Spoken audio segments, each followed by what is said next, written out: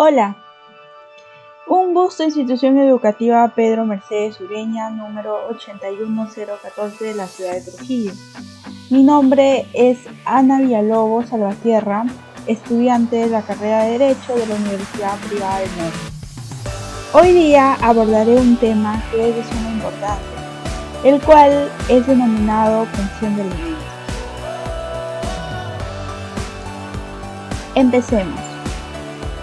Primero es importante preguntarnos, ¿qué es pensión alimenticia?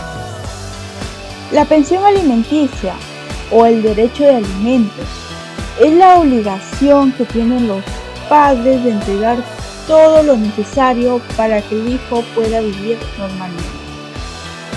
Ahora, esta obligación de dar alimentos no incluye solo la alimentación, también hay otras cosas que están dentro de esta pensión de alimentos que vienen a ser indispensables. La pensión de alimentos comprende todo lo indispensable para el sustento de un hijo. Esto se encuentra regulado en el artículo 472 del Código Civil. Indispensable se llega a concretizar como que el menor o el mayor tiene lo indispensable como vivienda, vestido, atención médica, recreación, educación y alimentos. Ahora, también es importante hacernos la pregunta, si uno de los padres se niega a cumplir con esta obligación, ¿se puede plantear una demanda de alimentos? La respuesta es sí. Y para ello se requieren realizar los siguientes requisitos de demanda. Primer requisito. Es importante que la demanda vaya dirigida al juzgado de paz letrado del lugar donde vive quien realiza la demanda o del demandado. Segundo requisito. Es importante tener la ficha de RENIEC del demandado para determinar su situación real. Tercer requisito. Es importante también tener recibo de gastos, por ejemplo, recibo de gastos de servicios o alimentos. Cuarto requisito. Es importante también adjuntar la copia de DNI del demandante o del alimentista. Y por último, el requisito que considero más importante son los medios probatorios, que vienen a acreditar, ¿no?, la necesidad del alimentista.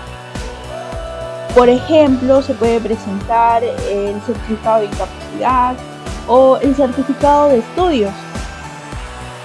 También se debe tener en cuenta que no se aceptan demandas presenciales por la coyuntura actual. Es por ello que solo se presenta por mesa de partes electrónico del Poder Judicial. Una vez realizados todos estos requisitos que son indispensables para que usted pueda elaborar su demanda, el juez le llega a notificar la demanda en 5 días hábiles. Fija la fecha de audiencia, la cual puede tardar entre 6 o 8 meses debido a la coyuntura. Es importante también resaltar que las audiencias se realizan a través de Meet o por Zoom, ya que es de suma importancia por protocolos de seguridad. Ahora, es importante también saber hasta qué edad tus padres están obligados a darte pensión de alimentos. Por lo general se sabe que hasta los 18 años de edad, pero acá hay una excepción. Si tú tienes 18 años de edad, estás soltero, cursas de manera exitosa tus estudios, los padres obligados tienen la obligación de pagarte pensión de alimentos hasta los 28 años de edad. También cuando el alimentista tiene alguna discapacidad, gozará, ¿no?, de la pensión de alimentos hasta el día que fallezca. Gracias. Bueno, continuando con la charla informativa, es importante partir de la siguiente pregunta. ¿Cómo es que se calcula la pensión de alimentos? Por nuestra mente estará pasando la siguiente cuestión, la siguiente duda. ¿Existirá en nuestro país alguna norma, alguna ley que establezca un monto exacto de pensión de alimentos? Pues la respuesta es no. Si bien es cierto, nuestra legislación o nuestra ley no muestra o no establece un monto exacto de cuánto debe de pasar el demandado por pensión de alimentos, esto no exime de que el juez pueda tomar ciertos criterios para que calcule la pensión de alimentos. Y tenemos dos criterios muy importantes, que son los siguientes. Se debe tener en primer lugar en cuenta la necesidad del alimentista. Sabemos que las necesidades de un menor de edad con un mayor de edad y con una persona o menor de edad que padezca de discapacidad van a ser totalmente distintas. El menor pues puede necesitar solicitar servicios escolares y otras necesidades más. El mayor de edad puede ser que tenga necesidades de pagar sus estudios universitarios o sus estudios técnicos, y la persona discapacitada pues va a tener muchas más necesidades. Es por ello que todo esto, ¿no?, al momento de consignar o calcular la pensión de alimentos se va a tomar en cuenta la necesidad de este alimentista. Y como segundo punto importante se tiene que tener en cuenta la capacidad económica del obligado, porque sería totalmente erróneo si uno pretende pedir el monto, por ejemplo, de 3.000 soles cuando el obligado o cuando el demandado esté ganando o generando ingresos de 950 soles mensuales. Es por ello que se tiene que tener en cuenta, en primer lugar, la capacidad económica del demandado, para que de acuerdo a ello, conjunto con la necesidad del alimentista, el juez pueda tener o pueda decidir, ¿no?, de manera correcta al momento de fijar un monto final de alimentos, ¿no? También hay que tener en cuenta que en nuestra propia legislación la pensión de alimentos puede incrementarse y también puede reducirse. ¿Cómo así? Este tema ya lo ha tocado mi compañera anteriormente. Se incrementa o se reduce en los siguientes supuestos. Por ejemplo, si el obligado o el demandado asciende de puesto de trabajo y el alimentista crece, ¿no?, o tiene nuevas necesidades, esto va a ser suficiente para que se inicie un proceso de aumento de alimentos, ¿no? Porque no solamente la necesidad del alimentista aumentó, sino también el obligado está en un puesto que puede cubrir, ¿no?, o puede cubrir, claro, esas necesidades que tiene el alimentista.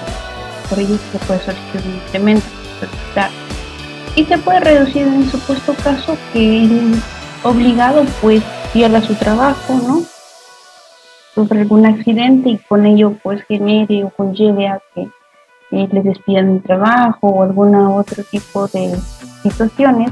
Entonces, o tal vez pues tiene más hijos, ¿no? Es lo que va a hacer el obligado, es pedir la reducción de alimentos. Y esto pues se va a encontrar muy establecido en la Constitución.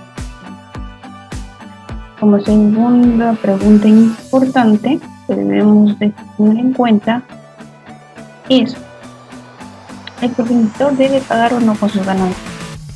La respuesta es sí. Si bien sabemos que nuestro país es un país en donde prima más la informalidad que la formalidad, si el obligado o el demandado genera ganancias, ya sea por trabajo informal o por trabajo formal, este debe de pagar esta pensión de alimentos de los ingresos que se generan.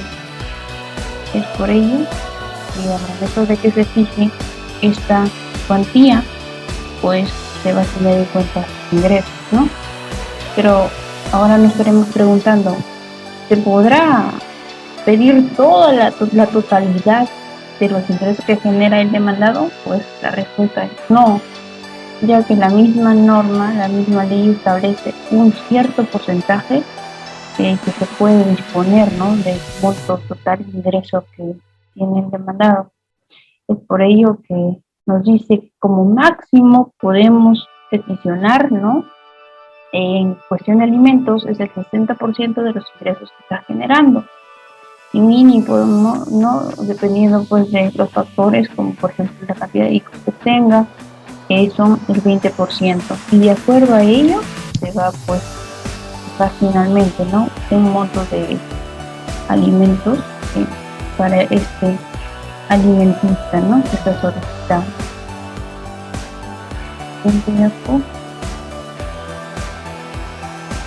Bien, esta pregunta es un poco interesante, que nos dice: ¿qué pasa si el obligado incumple con lo ordenado en la sentencia? Muchos casos se presentan, ¿no? Actualmente se ve que, bueno, ya me demandaron, yo tengo mi sentencia, pero igual no voy a cumplir con pagar.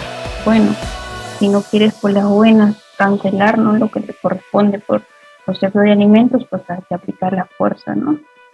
Hay que aplicar ya la coerción que se conoce.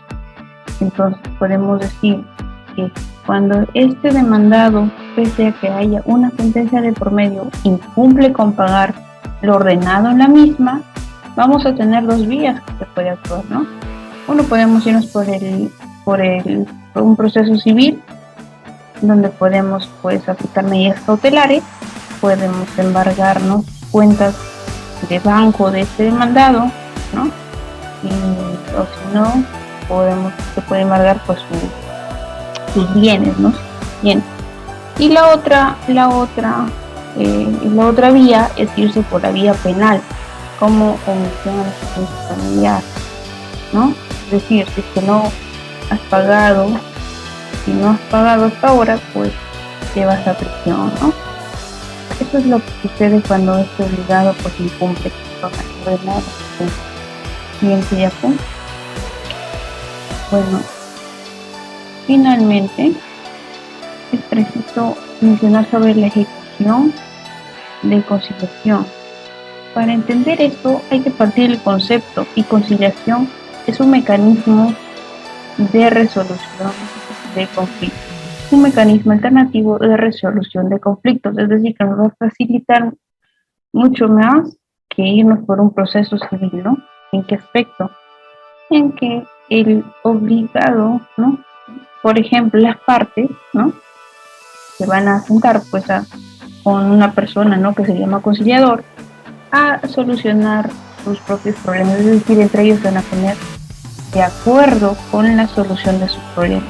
En ello pues pueden, por ejemplo, ponerse de acuerdo en cuánto va a ser el monto que va a pasar con el padre o madre a su hijo, la forma en que va a pagar, ¿no?, este pago.